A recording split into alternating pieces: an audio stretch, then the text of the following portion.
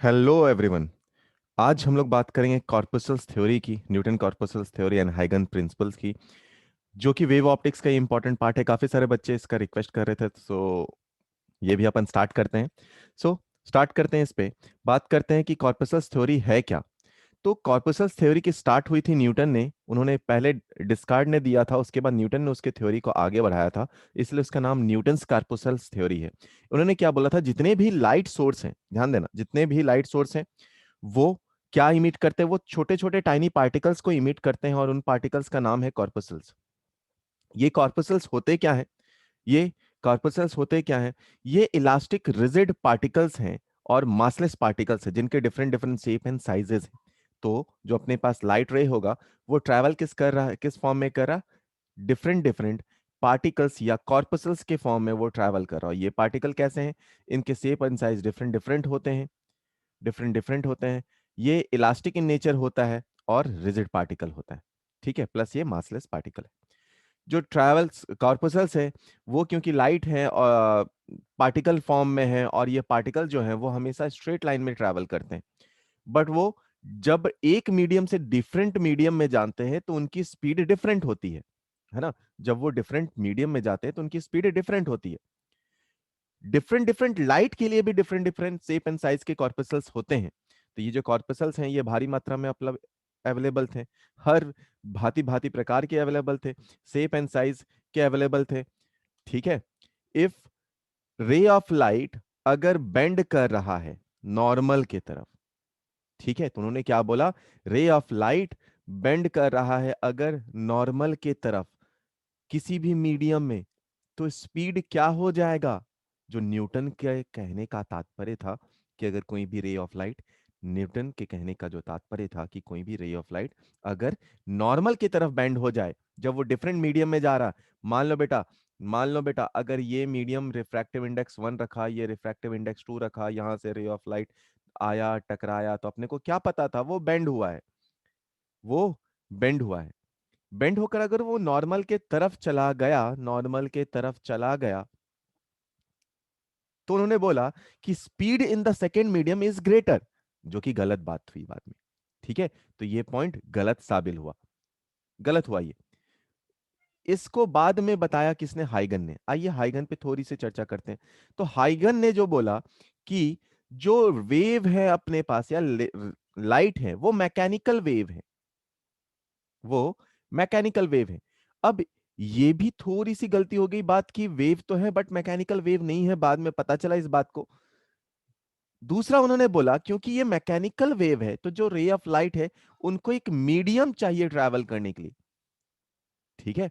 तो बात आई कि ऐसे कैसे मजाक कर रहे हो यार, ऐसे कैसे बोल रहे हो कि रे ऑफ लाइट को मीडियम चाहिए, बताओ तुम स्पेस में कौन सा मीडियम है। तो उन्होंने बोला रुको जरा, अपन बता रहे हैं। जो उन्होंने बोला कि इथर नाम का एक मीडियम है जो कि हर जगह प्रेजेंट है, स्पेस में भी प्रेजेंट है, ठीक है। तो रे ऑफ लाइट जो ट्रैवल करती है वो इथर मीडियम में ट्रैवल करती है, और उसी से वो सन से अर्थ के तक पहुंच रही है।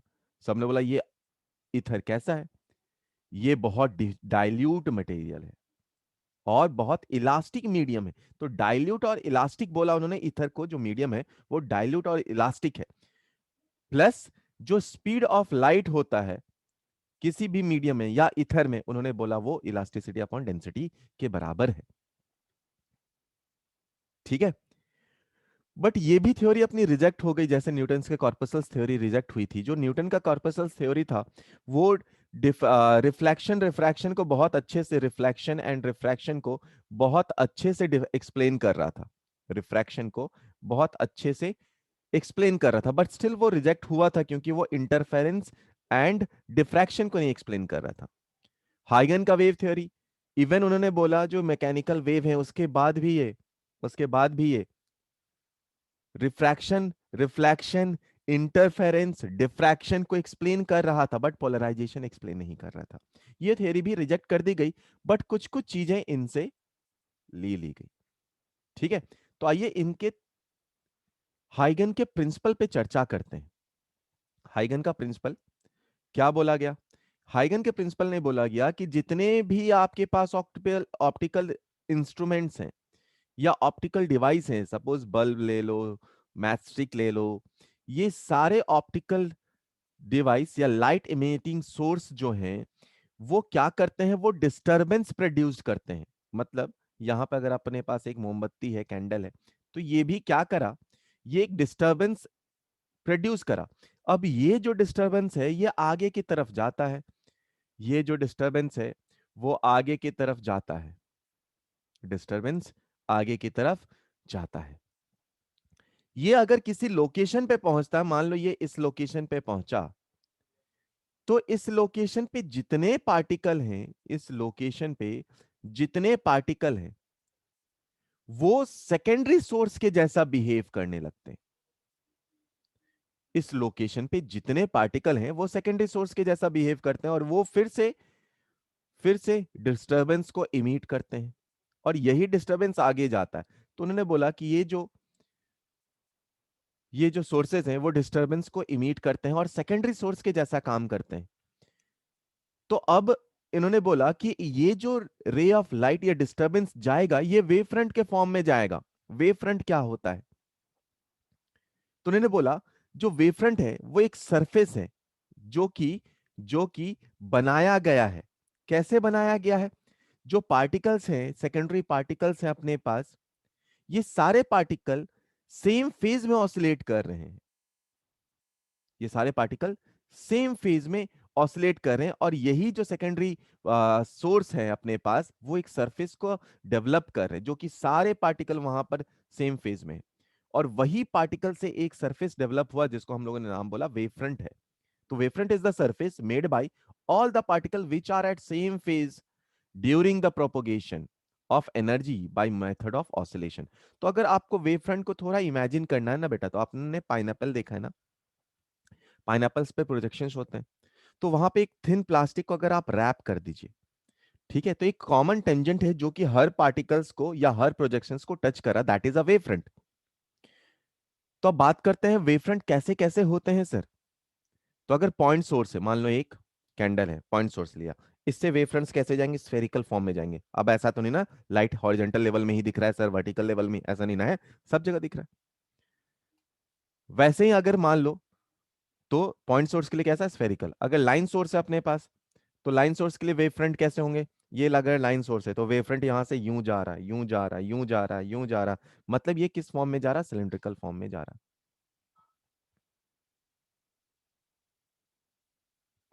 ठीक है। नेक्स्ट, अगर मान लो ray of light parallel to each other है, पैरेलल रे ऑफ लाइट आ रहा है, अगर पैरेलल रे ऑफ लाइट आ रहा है, ठीक है, अगर पैरेलल रे ऑफ लाइट आ रहा है, तो यहां पे जो वेव फ्रंट्स होंगे वो कुछ इस प्रकार के होंगे। आप यहां से भी देख सकते हैं बेटा, वेव फ्रंट्स ये फॉर्म हुआ है किसी भी शेप में, वेव फ्रंट ये फॉर्म हुआ और प्रोपोगेशन आगे, मतलब डायरेक्शन ऑफ प्रोपोगेशन के परपेंडिकुलर है वेव फ्रंट। ठीक है। तो हाइगन का प्रिंसिपल क्या हुआ, हाइगन के प्रिंसिपल में जब भी एक ऑप्टिकल डिस्टरबेंस होता है तो वो किसी लोकेशन पे पहुंचता है, या रे ऑफ लाइट या सोर्स, कोई भी ऑप्टिकल सोर्स क्या करते हैं, डिस्टरबेंस को इमिट करते हैं। आप चाहो तो यहाँ पे वो बात लिख सकते हो, छूट रहा है वो, कि कोई भी optical source all optical source emits emits disturbance disturbance. जब भी ये डिस्टरबेंस किसी एक लोकेशन पे पहुंचता है तो वो लोकेशन के सारे पार्टिकल बिहेव करने लगते हैं सोर्स ऑफ ऑप्टिकल डिस्टरबेंस के जैसा। जैसे आप क्या बोल सकते हो, सेकेंडरी सोर्स भी बोल सकते हो, सेकेंडरी सोर्स भी बोल सकते हो, है ना। और इसी प्रकार से ये जो डिस्टरबेंस है वो आगे की तरफ प्रोपोगेट करता है। जो हाइगन का प्रिंसिपल है वो किस पे बेस्ड है, ज्योमेट्रिकल कंस्ट्रक्शंस पे बेस्ड है कि आप वेव फ्रंट कैसे कैसे बनाते हैं। और इसी के कारण हम लोग, क्योंकि ये ज्योमेट्रिकल कंस्ट्रक्शंस पे बेस्ड है, तो हम लोग शेप ऑफ वेव फ्रंट किसी भी टाइम में बता सकते हैं। ठीक है, समझ में आ गया होगा। आगे बढ़ते हैं।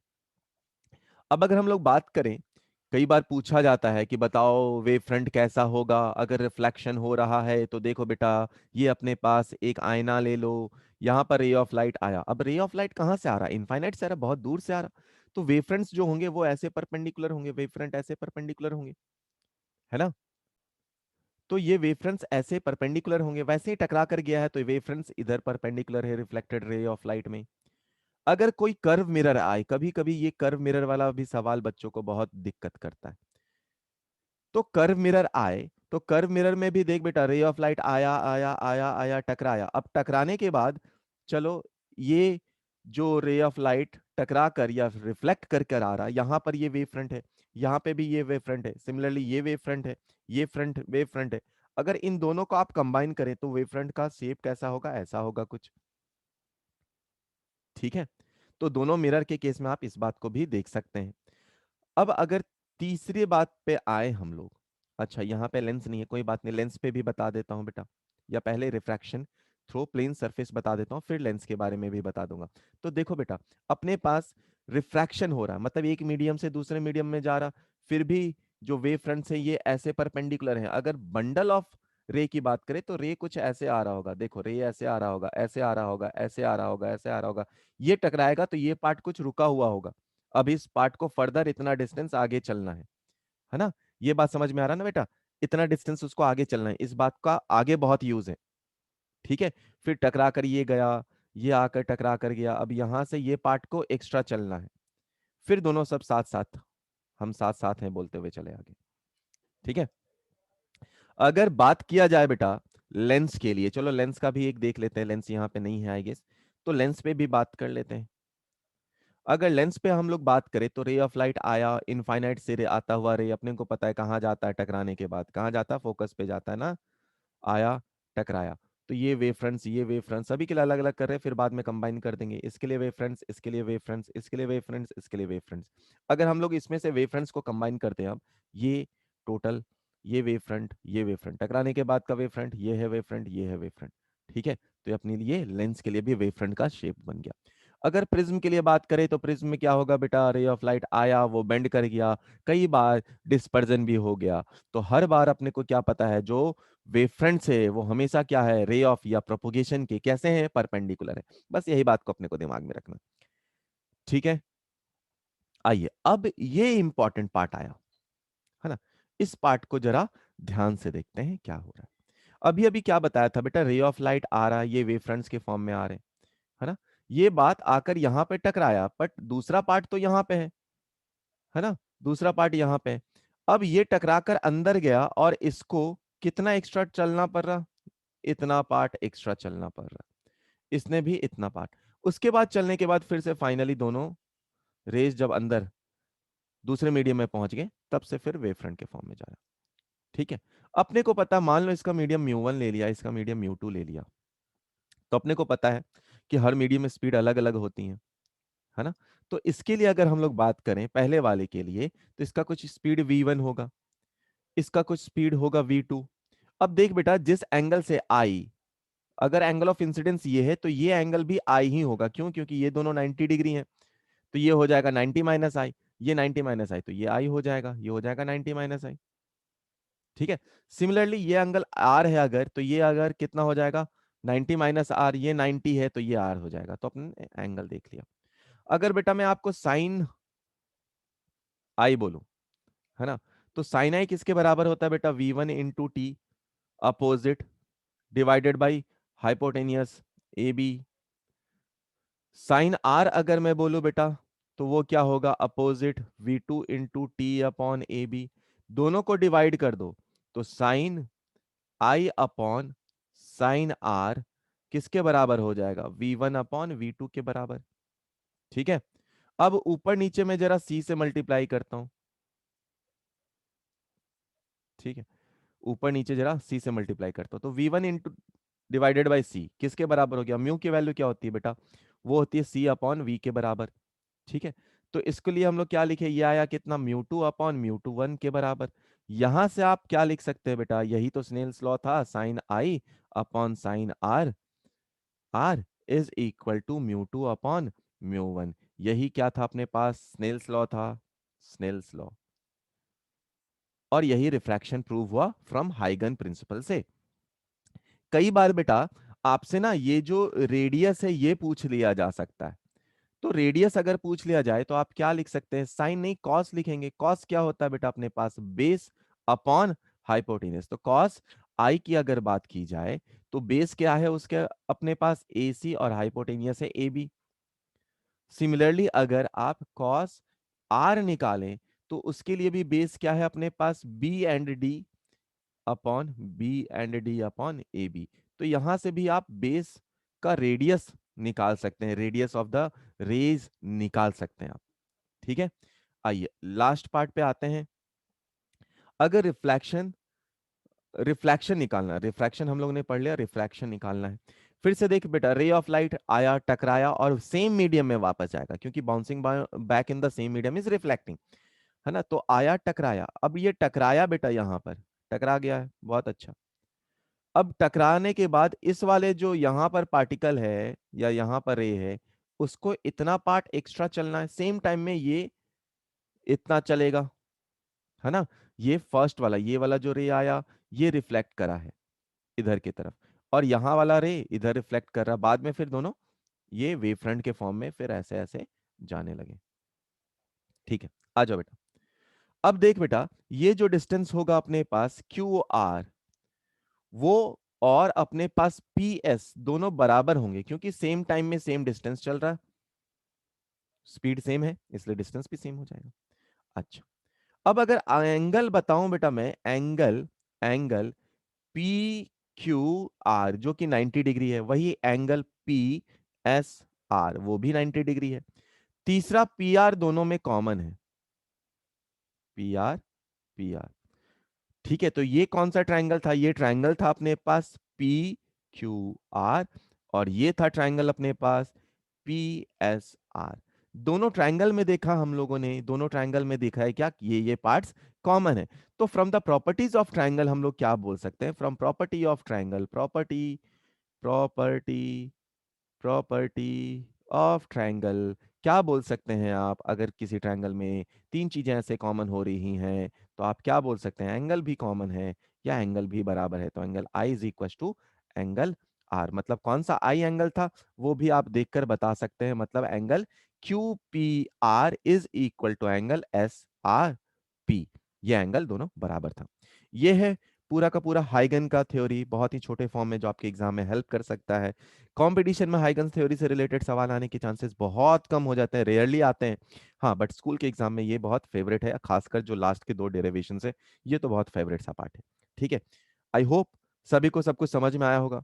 ऐसे ही चैट पे बता दीजिए, या फिर टेलीग्राम का लिंक भी मैं शेयर कर देता हूँ इस वीडियो में, आप टेलीग्राम पे आकर बता सकते हैं कि आपको कौन सा टॉपिक का नोट्स चाहिए या वीडियो चाहिए। मैं ट्राई करूंगा जितना ज़्यादा हो सके अपने एंड से वीडियोस डालता रहूंगा। तब तक के लिए धन्यवाद, टेक केयर।